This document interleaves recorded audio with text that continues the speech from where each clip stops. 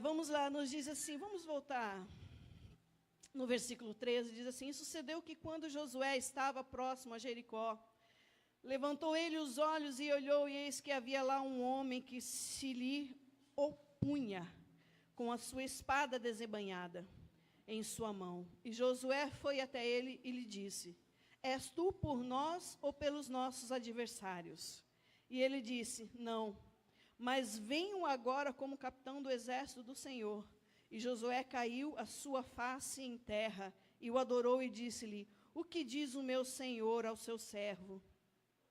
E o capitão do exército do Senhor disse a Josué: desata o teu calçado do teu pé, pois o lugar sobre o qual tu estás é santo. E Josué assim o fez. Amém? A gente vê aqui nessa passagem um momento que antecede ao cerco de Jericó. E quando esse príncipe do exército do Senhor se apresentou ali para Josué, e Josué questionou: vem cá, tu és por nós ou é contra nós?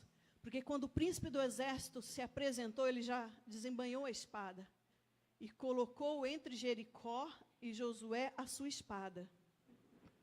E Deus estava falando tremendamente comigo. Aliás, Deus tem falado de diversas formas, de diversas maneiras nessa passagem. Porque a palavra de Deus, ela se renova a cada dia, ela se renova a cada manhã.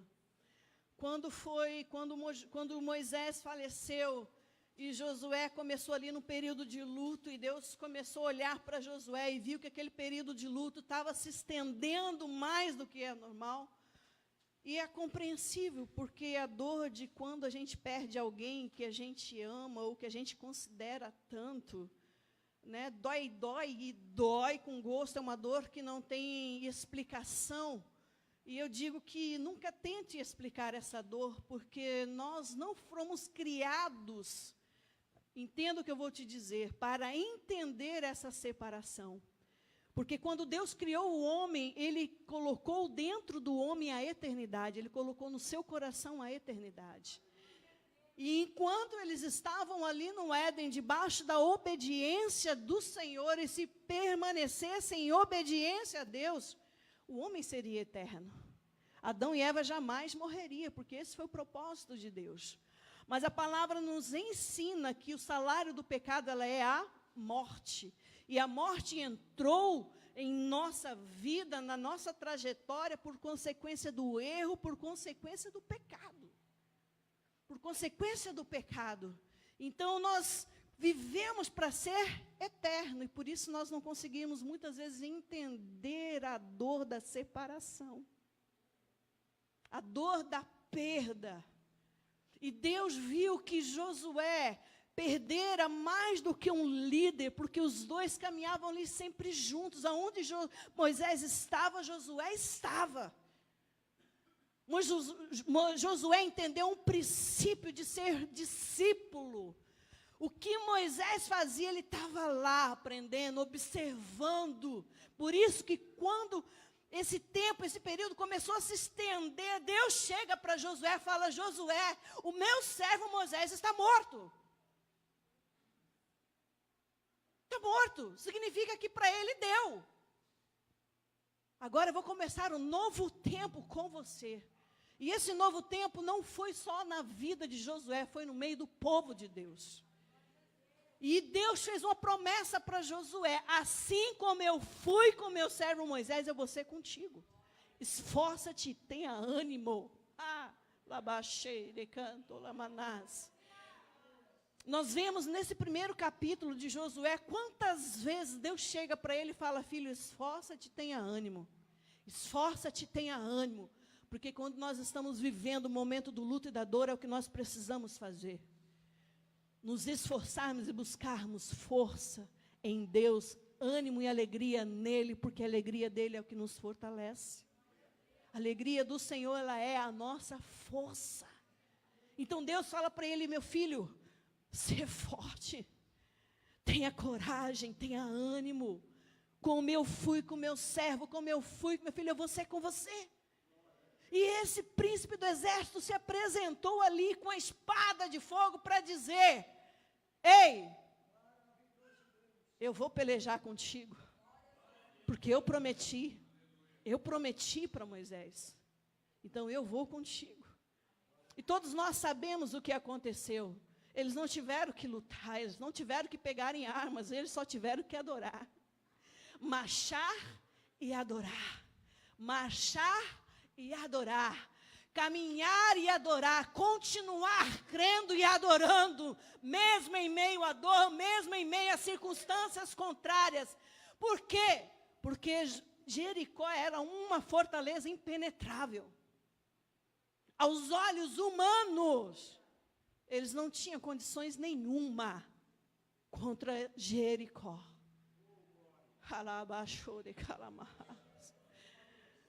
Mas o príncipe do exército do Senhor desembanhou a espada.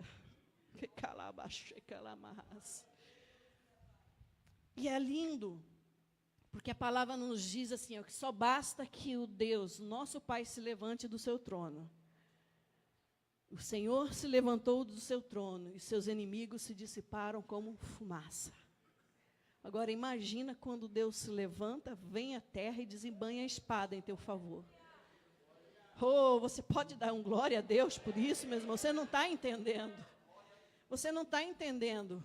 As lutas que você tem passado, você não está passando sozinho. Você precisa crer que o teu Deus está contigo. O Senhor, o teu Pai, está contigo, que adiante de você vai um anjo com a espada de fogo desembainhada, fazendo com que os teus inimigos sejam dissipados como fumaça, e aqueles que restarem vão fugir por 7 caminhos, e se ainda sobrar algum, Deus vai colocar debaixo dos seus pés. Você não entendeu, porque se você entendesse, você aplaudia o nome do Senhor e dava glória ao nome do Senhor, queridos. Agora, Josué entendeu alguns princípios que eu preciso passar para você. Sem esses princípios, não tem como você ser vitorioso. Não é por causa do anjo que não vai ser vitorioso, não. É porque você vai decidir andar em fracasso e derrota pela tua desobediência e insubmissão, pela tua falta de reverência e falta de fé. Olha só, o que essa aparição do anjo, do príncipe do Senhor, ensinou a Josué naquele momento. Vem comigo. Primeira coisa, Jeremias 1:12. O que nos diz essa palavra? Irmão Ricardo, desliga aqui para mim, fazendo favor. Isso. Olha aí, que bênção. O vento está fazendo o microfone urrar. Eu não sei vocês, mas o meu ouvido é sensível. E eu estou ouvindo. Vamos lá. Em Jeremias 1:12, o que nos diz a palavra do Senhor? O Senhor me disse: você viu bem? Pois eu estou vigiando para que a minha palavra Algumas traduções dizem que Deus vela pela tua palavra. Você não entendeu. Deus vela pela sua palavra. Ele fez uma promessa a Josué. E quando ele apareceu ali diante de Josué, ele estava velando, cumprindo uma palavra que ele liberara na vida de Josué. Eu serei contigo. Eu serei contigo.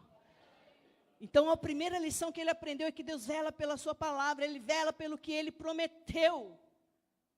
Quantas palavras você tem liberadas sobre a tua vida? Você sabe me dizer? Sabe? Não sabe? Então eu não sei, eu tenho do Gênesis e Apocalipse aqui, liberada sobre a minha vida. Tanto de bênção como de condenação. Aí vai das escolhas, mas tudo que está aqui diz respeito a você. Deus só permitiu que aqueles homens, inspirados por Ele, escrevessem isso daqui, por minha causa e por tua causa. Por quê? Porque nós precisamos. Deus, quando faz uma promessa, eu acho tão lindo, que muitas vezes a gente se esquece. E aí, quando ele começa a cumprir nas nossas vidas, aí vem num estalo, você se lembra, tal dia, Deus me prometeu. Tal dia, Deus falou comigo. Eu me lembro quando estava, alguns anos na rádio, nós estávamos fazendo um programa e eu recebi um telefonema de uma querida amiga. E o esposo dela havia falecido e ela recebeu uma herança. A herança dizia respeito a ela e às filhas dela. E ela me disse o seguinte, pastor, eu preciso falar com você, porque todo mundo sempre nos chamou de pastoras, né? Até mesmo antes de sermos consagrados. Porque eu sempre digo aquilo que você ou é desde o ventre. Você vai ficar aí na rádio até quando? Eu falei assim, até o horário do programa. Até às 11 eu estou aqui. Falou assim, então me espera, que eu preciso levar algo para você, né? Eu falei assim, tá, mas o que é? Ela falou assim, eu vou te levar um carro. Eu tirei, diante de Deus, eu tirei o telefone e falei assim, ô Robert, a fulana endoideceu, ela está dizendo que vai me dar um carro. Aí ela falou assim, eu fiquei doida, já comecei a tremer, né? Eu falei, Senhor. Aí eu peguei o telefone e falei assim, olha aqui, a gente não brinca com o coração de ninguém, com as promessas de ninguém. Ela virou e falou assim, não, me espera. E ela chegou. E ela disse o seguinte, vamos ali comigo no estacionamento. E ela me mostrou um carro. Ela falou assim, te agrada? Eu falei, uau!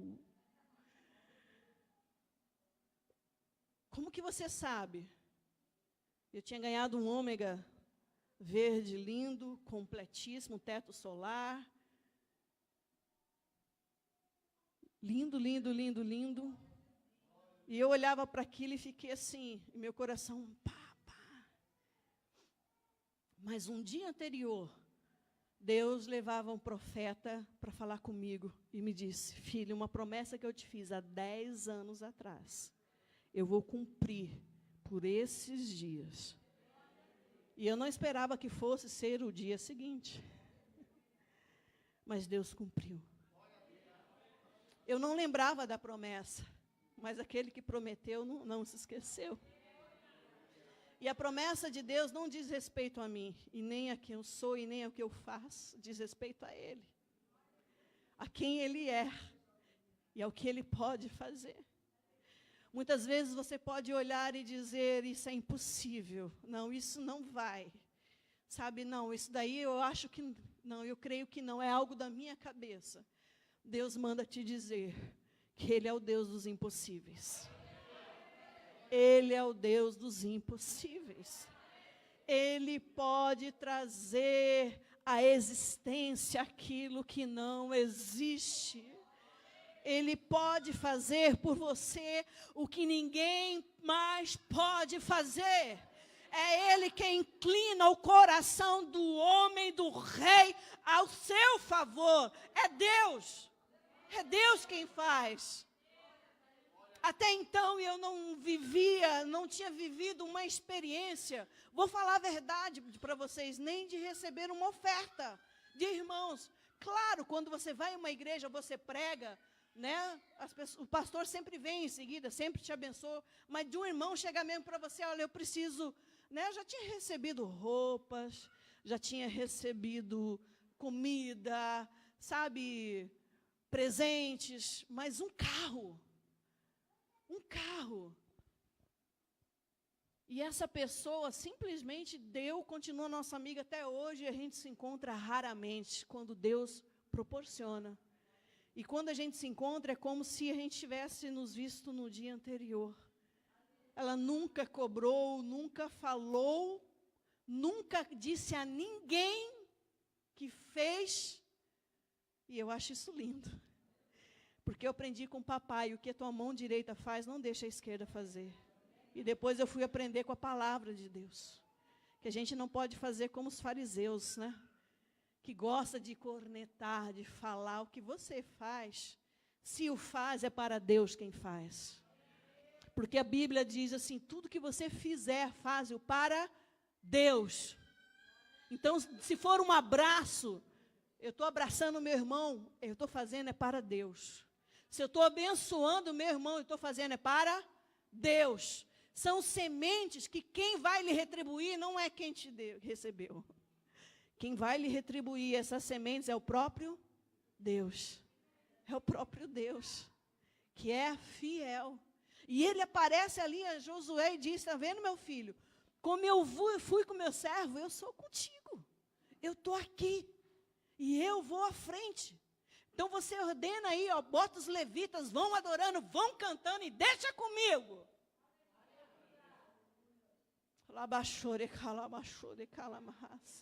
Então ele aprendeu que Deus é um Deus que cumpre as suas promessas.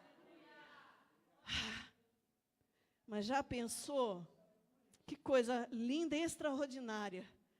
Ele tem uma convicção de uma promessa cumprindo com o próprio Deus ali com ele.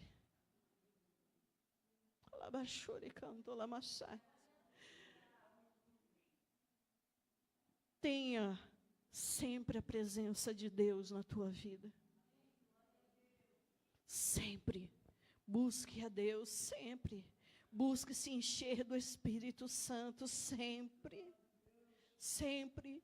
Porque a presença dele na tua vida é a garantia de vitória. Por isso Moisés falou, eu não quero anjo, eu não quero arcanjo, eu não quero querubim, eu não quero ninguém, eu quero o Senhor. Porque se a tua presença não for conosco, Senhor, eu não vou arredar o pé daqui. E Moisés ainda foi mais ousado, Senhor, dizendo assim, o que os outros vão falar sobre o nosso Deus? O que eles vão falar se a tua presença não estiver conosco? Eles vão falar de nós e vão falar de ti, porque nós somos o teu povo, nós somos os teus escolhidos. E por isso Deus foi com eles, guiando no deserto. Deus foi com Josué. Da mesma forma, da mesma maneira. Quantos sinais eu vejo que aquele povo no deserto viu, através desses homens, eles viram Deus falando face a face com Moisés, ele viu a glória de Deus descendo sobre o cume do monte, eles viram maná, eles viram coluna de fogo, eles viram nuvens conduzindo, eles viram o mar se abrindo, mas que povo duro e incrédulo de coração. E aí, esses tempos atrás, quando Mateus começou a mergulhar na palavra de Deus e estudar, ele falou assim, meu Deus, tem hora que chega a dar raiva desse povo. Pois é, mas esse povo somos nós hoje. Somos nós hoje. Nós não somos diferentes, não. Você não é diferente, não. E olha, que eles não tinham o Espírito Santo de Deus. Eles não tinham o Espírito Santo de Deus, eles tinham a presença ali fora, externa, e hoje nós temos a presença em nós. Você tem a presença de Deus em você. Ele operava pelo meio do fogo, pelo meio do vento, e hoje Ele quer operar através de você. É através de você que Ele quer usar. É através de você, alinhado com o plano dEle, que Ele quer manifestar o reino dEle aqui na terra.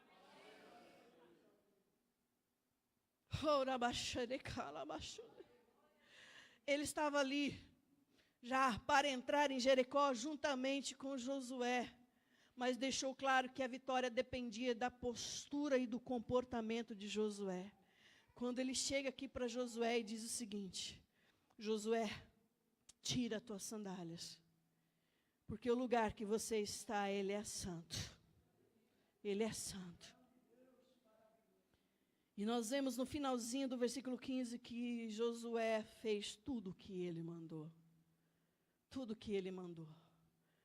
Então nós entendemos que a vitória dependia de uma atitude de Josué. E que primeira atitude é essa? É obediência. Josué precisava ter fé. Atitude de fé. Josué precisava ter uma atitude de reverência, por isso ele se prostrou com o rosto em terra. Josué precisava adorar, por isso ele adorou. Então, existem algumas atitudes diante de Deus e diante da sua promessa para a tua vida, que Deus espera que você tenha. Que você tenha. E antes de eu começar a entrar aqui nessas atitudes, eu quero te convidar por um instante, você a fechar os teus olhos. Por um instante. Você não está aqui para analisar a vida do teu irmão, você não está aqui para analisar ninguém, não, você está aqui para analisar a si mesmo. Então, olhe para dentro de você, traga à memória as promessas de Deus para você, e ao mesmo tempo responda a você, quais são as posturas, os posicionamentos que você tem tomado diante dessas promessas. É o que Deus espera? É o que Deus está esperando de você, esse posicionamento que você tem tomado? É isso. Ou Deus está falando, filho, é por aqui, você está indo por ali, filho, é A, e você está fazendo B, C, D, e mais coisas que Ele não mandou fazer. Deus, Ele é responsável por aquilo que Ele ordena, pela palavra que Ele libera. Ele não é responsável por aquilo que você acha que é e faz. Então, analise-se um momento agora, você. E em direção à promessa de Deus, aonde você está posicionado agora? Porque eu entendi algo. Olha aqui para mim. O tempo do deserto foi determinado pelo coração daqueles homens. Você não entendeu. Eles ficaram 40 anos, porque o coração deles era duro. Eles ficaram 40 anos, porque o coração deles era medroso. Eles ficaram 40 anos, porque eles não confiaram no Senhor. 40 anos, porque ao invés de contemplar adiante a promessa de Deus, eles ficavam sempre olhando para trás, e murmurando e reclamando. E muitas vezes, amando o período de cativeiro, quando eram escravos. Então eu pergunto para você, porque aquilo que a gente mais ouve é, pastora, quando eu vim para Deus, parece que as coisas tudo pioraram na minha vida. Saudade do Egito, saudade da velha vida, saudade do pecado.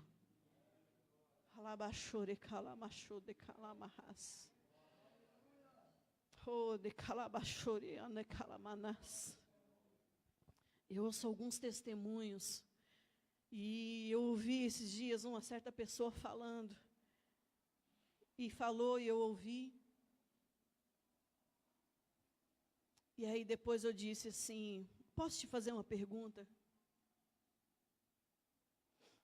Eu estou ouvindo você contar tudo isso, do teu pecado, do teu passado, mas você conta com um certo orgulho, com um certo prazer. Será que você teve realmente a convicção do teu pecado, da justiça e do juízo de Deus? O teu pecado realmente lhe causou dor? Lhe causa dor? Porque, meus irmãos, eu não me agrado do período que eu passei longe do Senhor. Pelo contrário, eu me arrependo. E me arrependo desde o ventre de não conhecer a Cristo. Me arrependo de até meus 15 anos eu não conhecê-lo, não caminhar com Ele. Essa dor eu carrego. E dói. E quando dói, eu tenho vontade de chorar. Porque eu percebo que na minha rebelião, na minha rebeldia, o quanto eu feri o coração do Pai. E como você pode falar do teu pecado com alegria e prazer, sem ter essa consciência do que o teu pecado fere o coração de Deus? Ele fere a santidade de Deus, sim, mas mais do que isso, ele fere o coração de um Pai que te ama e te ama para valer. Eu disse ainda esses dias, como nos falta consciência do amor de Deus por nós. Como falta à igreja consciência da presença dEle em nós. Porque se você, eu digo humanamente, tá? Eu vou pegar o exemplo aí de marido e mulher. Humanamente, você sabendo que teu esposo e tua esposa te ama ao ponto de dar a vida por você, você é capaz de fazer algo que possa ferir o coração deste homem ou dessa mulher? Mas muitas vezes nós somos capazes de ferir o coração de Deus, porque nós não entendemos o amor dele. Nós não temos realmente entendimento desse amor. Deus está falando, filha, vai por aqui. E nós estamos indo por aqui. Nós temos, como aquele povo que saiu do Egito, uma mente escrava.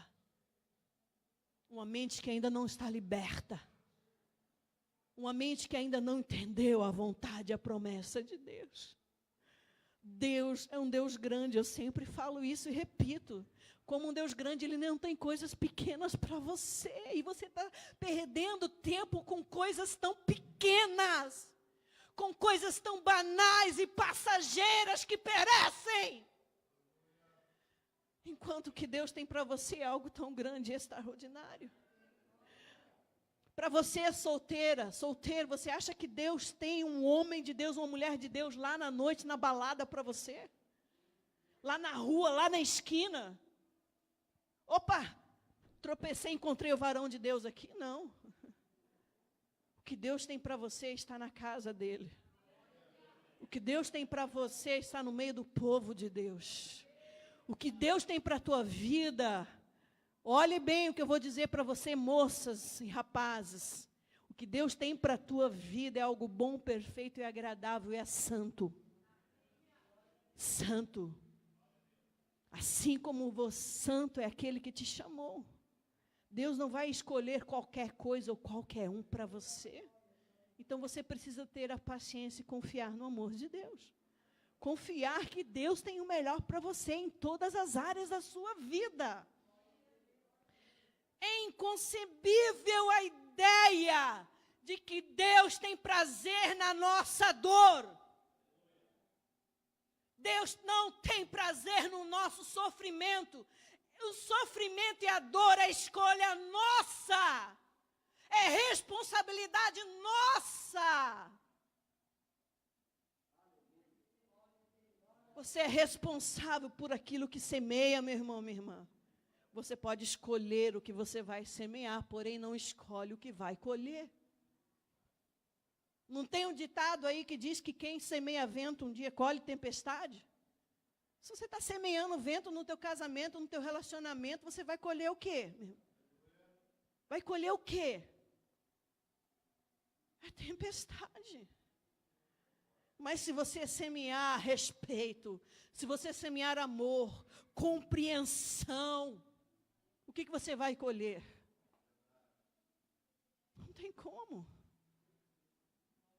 Não tem como. Semeie debaixo de obediência, e Josué entendeu isso.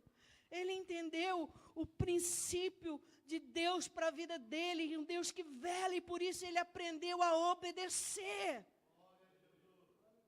Porque ele teve um líder que ele viu Moisés fazendo conforme Deus ordenara.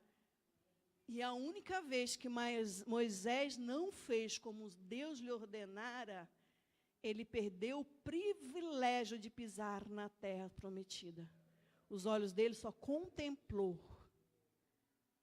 Foi quando Deus mandou ele tocar na rocha e ele bateu.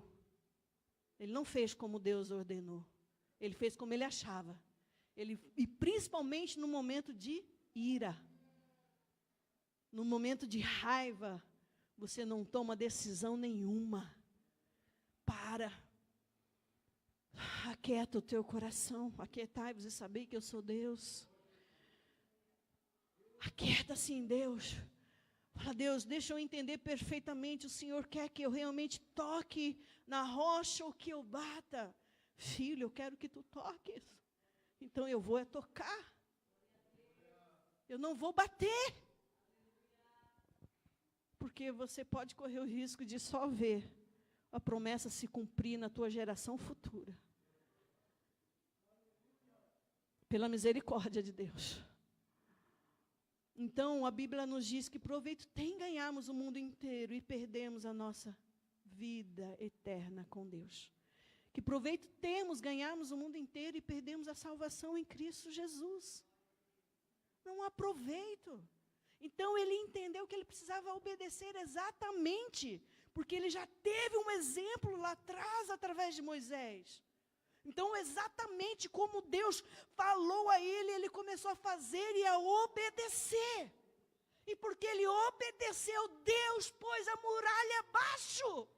E deu Jericó a eles. Porque ele obedeceu, ele entrou em Canaã. Oh, labaxere calabaxudeandecas.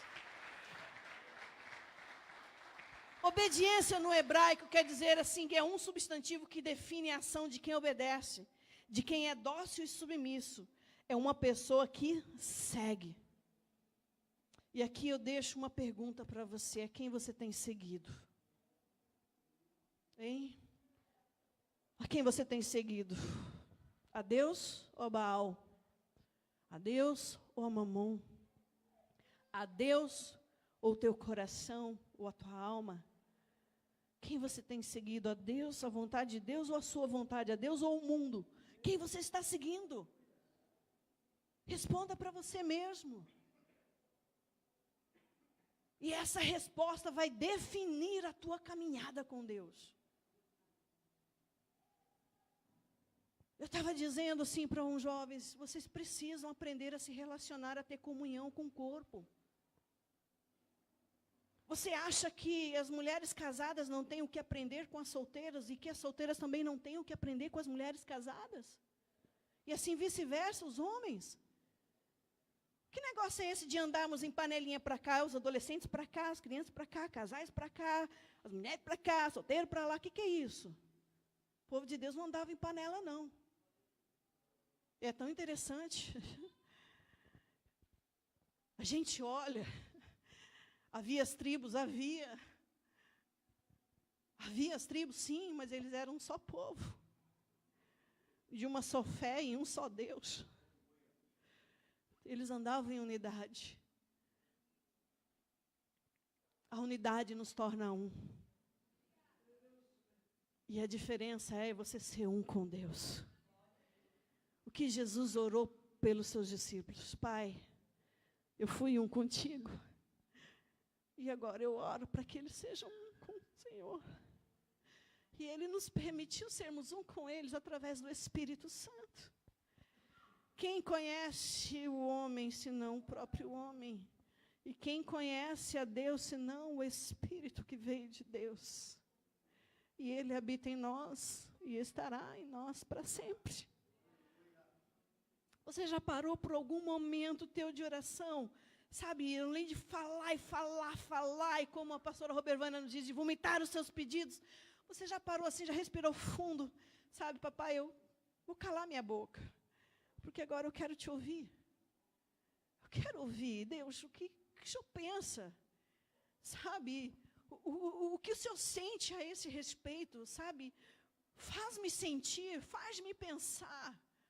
Eu me lembro que, antes de entender o valor de uma alma, eu estava fazendo um trabalho, nós fizemos um presídio masculino e fomos para o presídio feminino. E eu percebi que entre as mulheres o trabalho é muito mais difícil. Elas são muito mais duras de coração que os homens. E quando a mulher dá para ser terrível, minha irmã, elas são piores que os homens. No meio da bandidagem. Elas são capazes de atos muito mais cruéis que os homens. E havia uma mulher ali que ela era tão cruel, e antes de entrar, né, eu já sabia da fama dela. Então, quando eu entrei, eu já olhei, né? E a Bíblia diz, bem feito, está no lugar que merece. E ali fizemos todo um trabalho. Está na hora de vocês tomarem posicionamento no casamento de vocês, no lar de vocês. Mais uma vez eu falo aqui, o diabo não desistiu dos projetos dele de destruir famílias aqui dentro. Está na hora de você se levantar como homem, como autoridade, como cabeça, sacerdote dentro do teu lar e trazer a presença de Deus dentro do teu lar. Deixa de ser um banana. Seja um homem de Deus. Aprenda